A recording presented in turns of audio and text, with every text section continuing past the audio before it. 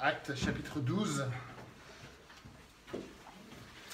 Je vais passer 2 semaines dans ce passage, cette semaine, sur ce thème, et je pense que c'est le thème principal du passage, la puissance de Dieu, la folie de résister à Dieu, la folie de s'opposer à Dieu. Et puis on va passer, le dimanche prochain, on va regarder l'Église qui prie, donc, parce que ça c'est une partie importante quand même du passage. Donc j'ai cherché sur Google la semaine dernière pour trouver une réponse à ces questions. Quelle est la période la plus longue de l'histoire sans aucun conflit dans le monde? Sans aucune guerre entre des pays? Quelle est la période la plus longue de paix, où la paix a régné dans ce monde? Le monde a-t-il connu une période de 100 ans, 50 ans, 10 ans d'affilée, sans pays, sans conflit? Je ne peux pas vous donner une réponse en fait. J'avoue que je n'ai pas trouvé de réponse à cette question. Mais selon 2 historiens américains qui ont écrit de nombreux livres d'histoire, des derniers 3421 ans, seulement 268 ont été sans conflit. Alors, j'ai aucun moyen de vérifier ça, mais sur 3421 ans, seulement 268 ont été sans conflit. Et on pourrait avoir toute une discussion sur ce que cela révèle, sur la condition humaine, sur le cœur humain. Et puis là, on parle du conflit entre des pays, entre des nations. On ne parle pas du conflit entre des communautés, entre des groupes, entre des familles, entre des individus. Mais il faut savoir que sur le plan spirituel, le conflit existe encore plus longtemps, depuis encore plus longtemps. Il n'y a jamais eu, depuis la chute, un moment dans l'histoire sans conflit spirituel, sans guerre spirituelle dans ce monde. Pas un an, pas un mois, pas un jour, pas une seule seconde. Sans conflit spirituel dans notre monde. Et la guerre spirituelle qui a commencé sur terre, dans le jardin avec Adam et Ève, elle a commencé au ciel, quand Satan s'est rebellé contre Dieu et a été chassé du ciel avec un tiers des anges avec lui. Et depuis ce jour, jusqu'à présent, la guerre spirituelle sévit entre Satan et Dieu. Un commentateur a dit que depuis la chute, l'homme n'a pas cessé de menacer Dieu du poing dans un geste de défi. L'histoire de la Bible, l'histoire de l'humanité, c'est l'histoire de l'opposition contre Dieu. Des hommes et des femmes qui disent à Dieu de s'en aller. Nous ne voulons pas que tu sois notre roi. Nous voulons régner nous-mêmes dans nos vies à nous. Et la Bible nous parle de celles et ceux qui se sont opposés ouvertement à Dieu. Je pourrais vous donner de nombreux exemples, mais je vous donne simplement l'exemple du Pharaon. On prend cet exemple dans l'Ancien Testament. Le Pharaon d'Égypte qui dit dans Exode 5, verset 2, « Qui est l'Éternel pour que je lui obéisse ?» N'est-ce pas ce que notre monde dit aujourd'hui? Qui est l'Éternel pour que je lui obéisse? Je ne connais pas l'Éternel, il a dit. Et jusqu'ici dans le livre des Actes, nous avons vu cette opposition à Dieu, mais nous avons aussi vu qu'il est inutile de s'opposer à Dieu et à son Fils Jésus-Christ. Un auteur parle de la folie de combattre contre Dieu. Encore et encore, dans ce livre des Actes, nous voyons que malgré les meilleurs efforts des ennemis de Dieu, l'Évangile, le royaume de Jésus-Christ continue à avancer. Jésus continue à bâtir son Église. L'Évangile continue à se répandre. Et la parole de Dieu continue à être proclamée, malgré toute l'opposition. Il y en avait. Dieu continue à sauver. Et au chapitre 5, nous avons vu les paroles de Gamaliel, vous vous souvenez, qui parle aux ennemis de Jésus. Il a dit, si cette entreprise ou cette œuvre vient de Dieu, vous ne pourrez pas les détruire. Et ça, c'est vrai, vous ne pourrez pas. Vous pouvez essayer, mais vous ne pourrez pas le faire. Et il dit, prenez garde de peur que de vous trouver en guerre contre Dieu. Et notre monde est en guerre contre Dieu. Et ce chapitre 12 est un chapitre qui nous parle de la folie de combattre contre Dieu, d'être en guerre contre Dieu. Ce chapitre nous parle de la puissance souveraine de Dieu. Et dans ce chapitre, nous voyons que malgré les apparences souvent trompeuses, malgré les prétentions des grands de ce monde, malgré les ennemis de Dieu qui se vantent d'être puissants et sages, leur opposition à Dieu est inutile. Leur opposition à Dieu est ridicule. Luc écrit à une époque où les chrétiens subissaient des menaces de tous les côtés. Mais Luc rassure les chrétiens que leur Dieu est sur son trône et que toute opposition contre lui est inutile. Et comment est-ce que Luc fait ça? Comment est-ce qu'il montre ça? Il le fait d'abord en nous montrant l'opposition impressionnante au royaume de Dieu. L'opposition impressionnante au royaume de Dieu, ou bien la puissance apparente d'Hérode. Et ensuite, il nous montre la puissance souveraine et ultime de Dieu. Donc il fait un contraste, et c'est ça que nous allons voir ce matin. Donc d'abord, l'opposition impressionnante au royaume de Dieu, ou la puissance apparente d'Hérode. Jusqu'ici dans ce livre, l'opposition qu'on a vue à l'avancement du royaume de Dieu, elle venait de la part des chefs religieux, du Sanhédrin et d'autres personnes, des Juifs. Mais là, l'homme qui s'oppose à Dieu, à son Église, à sa parole, c'est le roi Hérode. C'est l'homme le plus puissant du pays. Donc ça monte d'un cran, cette opposition à Dieu. Et il s'agit ici du roi Hérode Agrippa. Agrippa Ier, qui a régné de l'année 41 à l'année 44 après Jésus-Christ. Normalement, il est connu comme Agrippa, mais Luc parle d'Hérode. Pourquoi est-ce qu'il parle d'Hérode? Je pense que c'est pour nous montrer, en fait, c'est de la même famille que d'autres Hérodes. Donc, tel père, tel oncle, ou tel oncle, tel neveu, on peut dire, tel grand-père, tel petit-fils. Alors, qu'est-ce qu'on sait de cette famille des Hérodes? Donc d'abord, il y a Hérode le Grand, qui était roi au moment de la naissance de Jésus, comme j'ai dit aux enfants, qui fut troublé quand les mages lui ont annoncé la naissance du roi des Juifs. Et c'est cet Hérode le Grand qui, en opposition au Messie de Dieu, a fait tuer tous les enfants mâles de 2 ans au-dessous à Bethléem et dans son territoire. Donc là, on voit quelque chose de la méchanceté d'Hérode. Il voulait tuer le Messie, coûte que coûte. Mais il a échoué. Ça a été inutile. Et puis, il y a le neveu d'Hérode le Grand, c'est-à-dire l'oncle d'Hérode Agrippa dans notre histoire.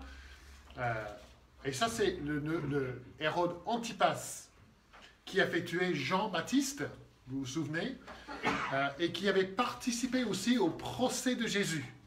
Pilate avait envoyé Jésus à Hérode. Hérode l'avait interrogé, il a trouvé « Ah, c'est bien, enfin je peux rencontrer ce Jésus ». Il s'est moqué de lui, il l'a renvoyé à Pilate. Donc il a tué le messager qui annonçait la venue du Messie. Il s'est moqué du Messie lui-même. Et maintenant, on a ce troisième Hérode, Hérode Agrippa. Et lui, il commence à persécuter l'église chrétienne à Jérusalem pour gagner l'approbation, la faveur de ses sujets juifs. Je ne vais pas vous expliquer l'histoire, pourquoi il avait besoin de cette approbation.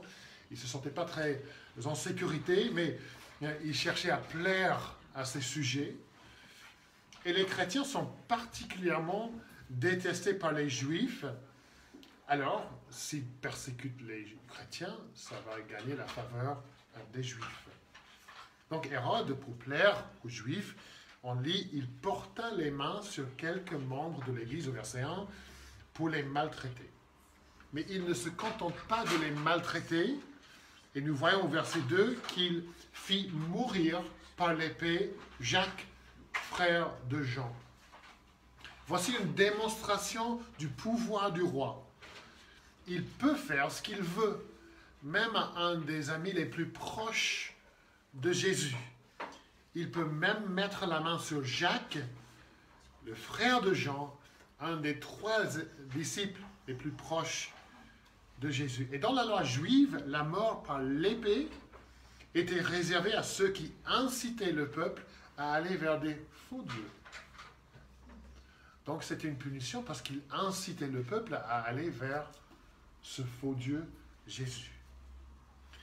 Et on peut imaginer l'impact de la mort de Jacques sur la communauté chrétienne.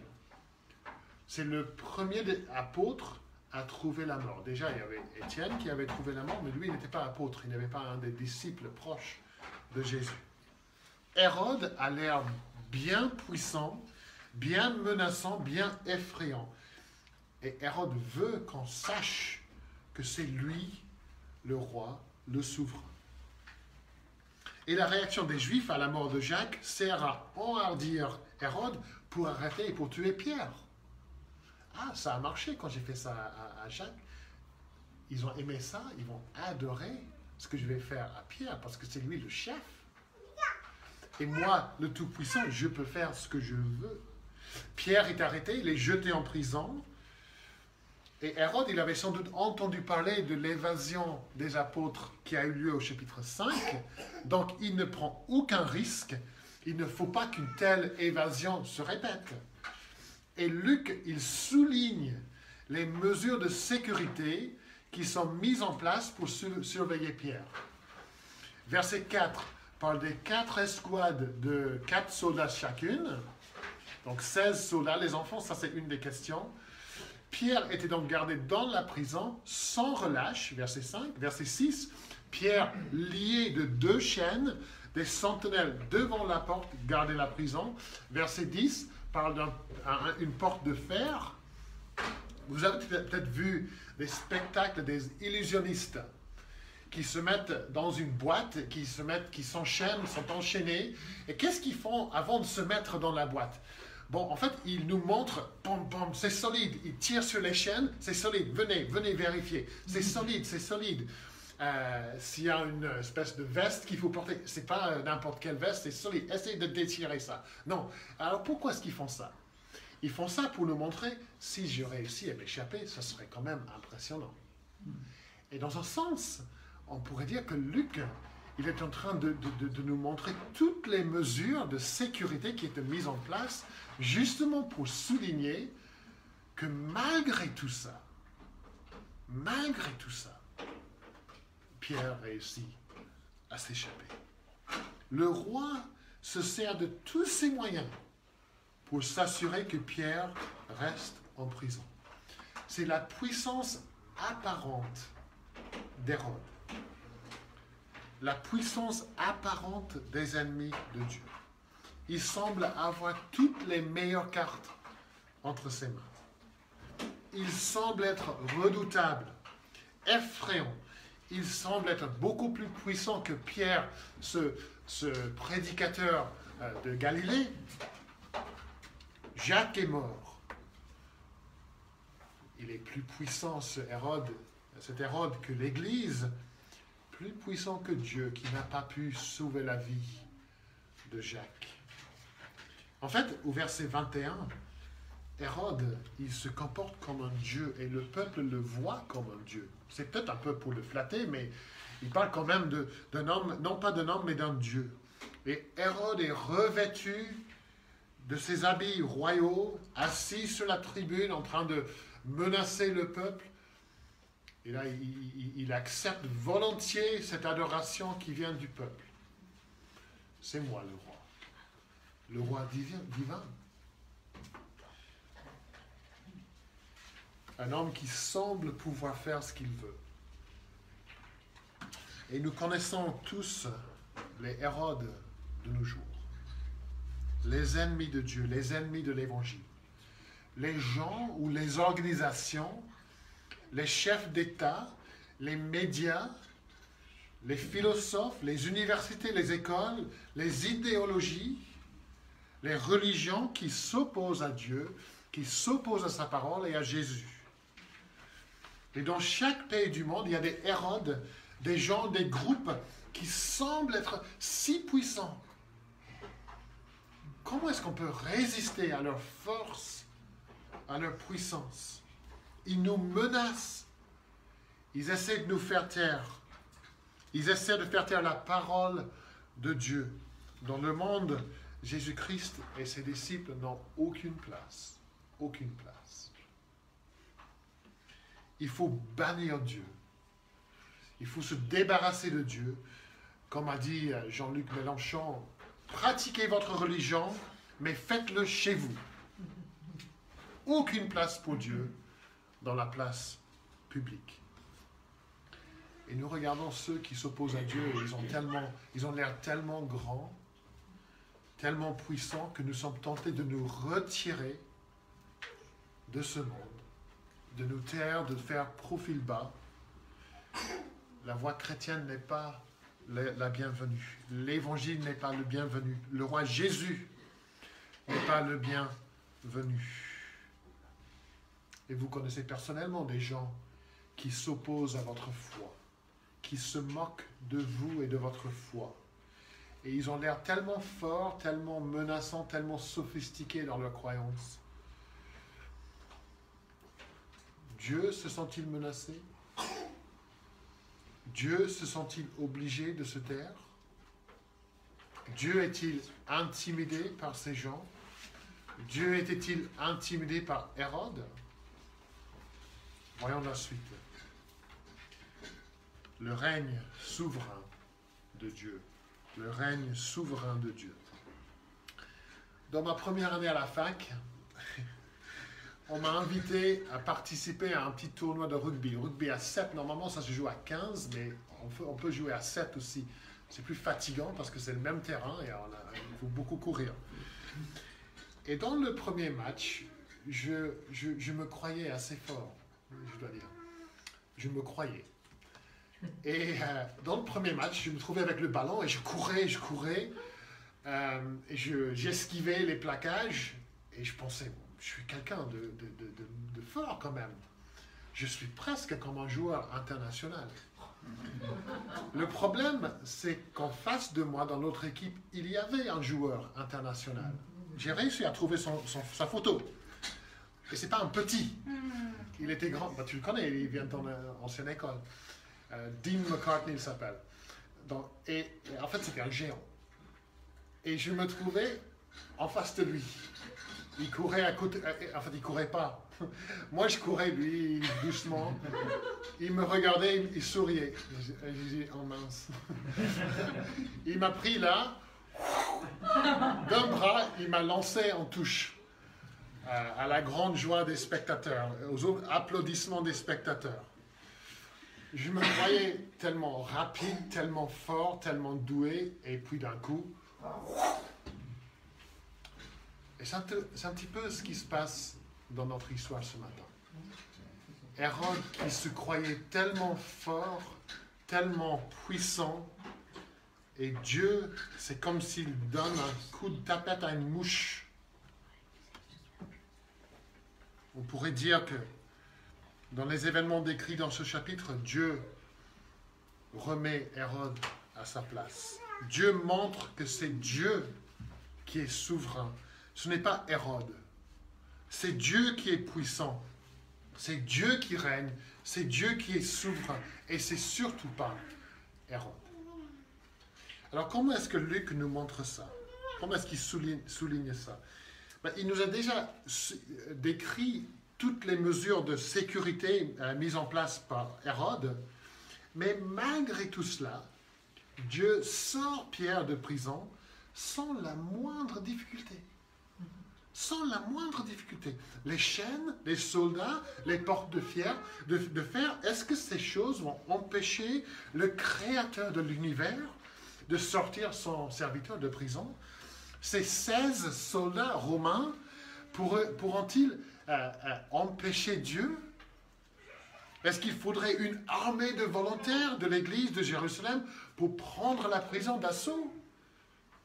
Y aura-t-il un bain de sang pour libérer Pierre? Ben non. Faudrait-il que Dieu envoie ses armées célestes pour vaincre ses soldats et ce grand roi Hérode? Non. Un ange. Un seul ange. Et sans la moindre difficulté.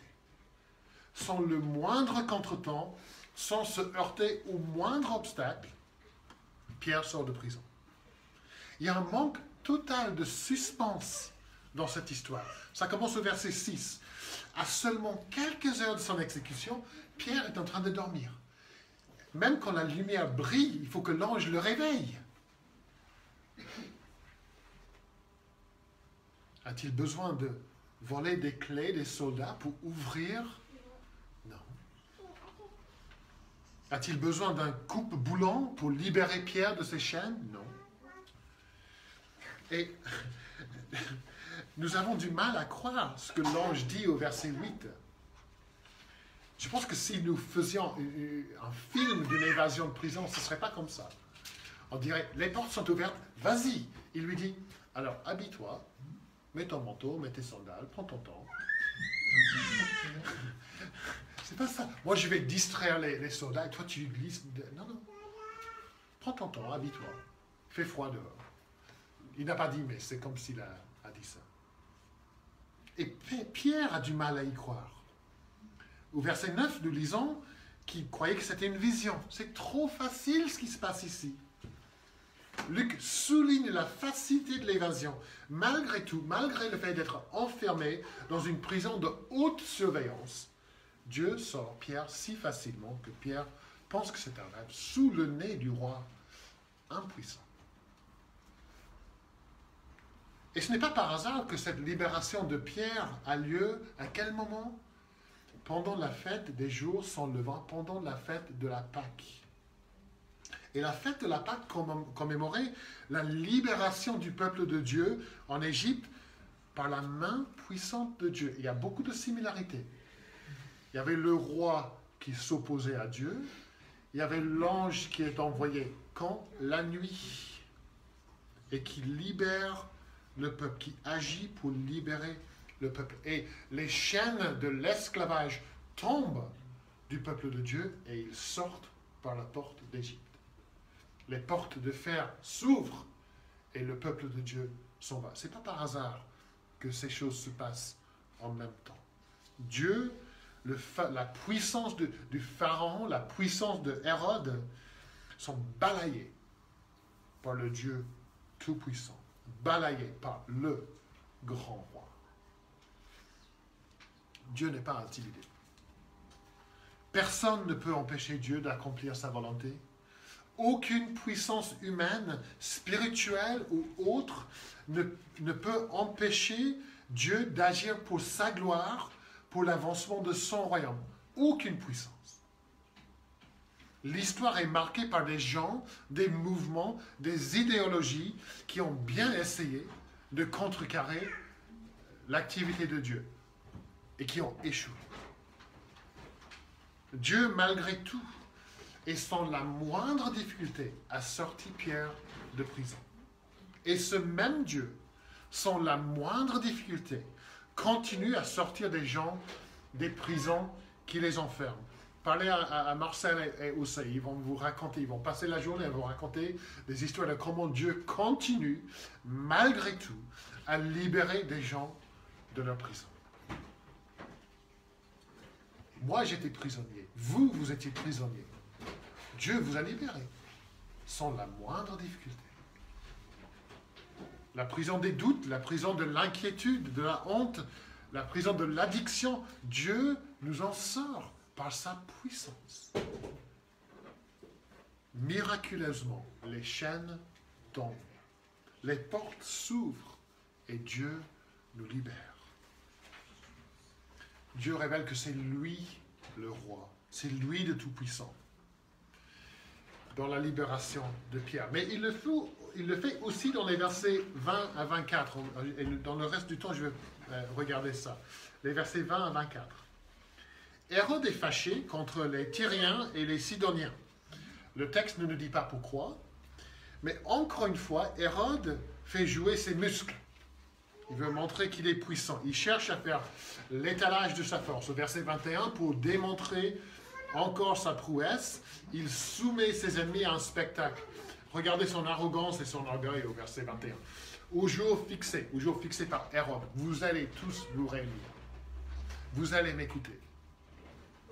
Hérode, revêtu de ses habits royaux, s'assit à la tribune et les arronda. Et l'historien juif Joseph décrit l'événement pour nous. Il dit « Agrippa vint dès le matin au théâtre avec un habit dont le fond était argent, travaillé avec tant d'art que lorsque le soleil le frappa de ses rayons, il éclata d'une si vive lumière qu'on ne pouvait le regarder sans être touché d'un respect mêlé de crainte. » Donc voici la scène décrite par Joseph, l'historien, Hérode dans ses habits en argent qui brillent dans le soleil. Et puis, avec cette vision éclatante et des paroles sévères, on rajoute les paroles sévères et menaçantes. Regardez ce qu'il dit. Il les harangue et la réaction de la foule, voici d'un Dieu et non, voix d'un Dieu et non d'un homme. Qu'est-ce qui se passe dans les pensées d'Hérode au moment où la foule crie ça? Là, sur son trône, on pourrait dire, dans l'amphithéâtre, on peut imaginer la foule devant lui qui crie ça, le soleil qui brille sur lui. Et encore une fois, je cite l'historien Joseph, « Le roi n'a pas repris le peuple et n'a pas rejeté leur flatterie impie. » Il n'a pas dit « Non, c'est pas moi, je ne suis pas un Dieu. Je suis simplement un homme. » Il n'a pas dit ça. Il a accepté leur adoration. Mais que pense Dieu de ce spectacle? Que pense Dieu de ce grand roi habillé en argent assis sur son trône? Le psaume 2 que nous avons lu et chanté nous dit ce que Dieu pense de ça. Il rit, celui qui siège dans les cieux. Il rit. Au moment même où Hérode se croit divin, Dieu le frappe par un ange et ce grand roi est rongé par des vers. Selon, encore une fois, l'historien Joseph, Hérode aurait souffert atrocement pendant 5 jours et serait mort d'une mort ignominieuse et honteuse. C'était des vers qu'il avait attrapés par... Bon, je vais pas... Vous pouvez regarder ça avant de manger cet après-midi. Mais il est tombé à l'instant même sous le jugement immédiat de Dieu. Pourquoi? Verset 23. Parce qu'il n'avait pas donné gloire à Dieu. Il a osé prendre la gloire pour lui-même, qui appartient à Dieu seul. Et au début du chapitre, la situation semble être très décourageante pour le peuple de Dieu. Jacques est mort, Pierre est en prison, il sera bientôt assassiné. La parole de Dieu est menacée et Hérode se pavane comme un dindon. Et à la fin du chapitre, Pierre est libéré, la parole se répand et progresse et Hérode est à 6 pieds sous terre. Qui est souverain? Qui est sur son trône? Au début du chapitre, on a l'impression que les ennemis de Dieu dominent. À la fin du chapitre, on voit la réalité. Dieu est sur son trône, son royaume avance, et rien n'empêchera Jésus de construire son Église, et personne n'empêchera la parole de Dieu de se répandre. Ni une nouvelle loi en France, ni la pression des groupes libéraux, ni les talibans, ni le Parti communiste, ni les médias libéraux, personne ne pourra empêcher notre Dieu et notre roi. Personne. Oui, l'opposition est bien réelle. L'opposition est bien effrayante. Mais Dieu est sur son trône.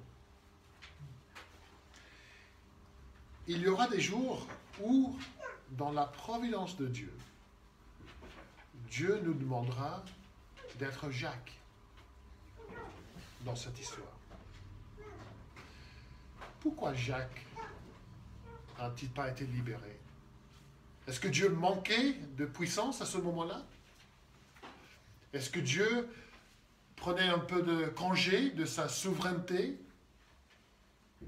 Non. Dans sa volonté parfaite et sagesse divine, Dieu a permis que Jacques meure. Et Dieu nous demandera peut-être d'être Jacques, de souffrir pour notre foi, même de mourir pour notre foi. Aujourd'hui, dans le monde, il y aura des Jacques. Il y aura des Jacques. Pourquoi Dieu n'a-t-il pas libéré Jacques? Je ne sais pas. Sauf pour dire que Dieu agit toujours pour sa gloire et pour le bien de son peuple. Dieu ne promet pas toujours de nous sortir des situations de difficulté et d'opposition. Ce qu'il promet, c'est de nous fortifier et de nous équiper pour vivre pour sa gloire dans ces situations. Il promet de construire son royaume. Il promet de répondre et de faire progresser sa parole. Il promet d'aider ses enfants à vivre ou à mourir pour sa gloire. Il promet d'agir pour le salut des uns et des autres et pour la gloire de son nom. Et il le fera toujours. Toujours. Chers chrétiens persécutés, chrétiens troublés, chrétiens emprisonnés, votre Dieu est le Dieu tout-puissant, le Dieu libérateur, le Dieu souverain sur toutes choses. Et ce Dieu agira toujours pour votre bien. Vous y croyez? Il ne faut pas douter. Il règne. Et si vous n'êtes pas encore chrétien, vous devez voir la folie de résister à Dieu. Vous devez voir qu'il est inutile de vous opposer à Dieu. Votre résistance, votre rébellion sont vouées à l'échec. Votre opposition pourra avoir l'air tellement impressionnante. Mais comment est-ce que ça va finir? Le psalmiste dans le psaume 2 vous exhorte, embrassez le Fils. Embrassez le Fils, de peur qu'il ne s'irrite et que vous ne périssiez dans votre voie. Embrassez le Fils. Heureux tous ceux qui se confient en lui, que nous puissions tous nous confier en notre Dieu souverain et puissant. Amen.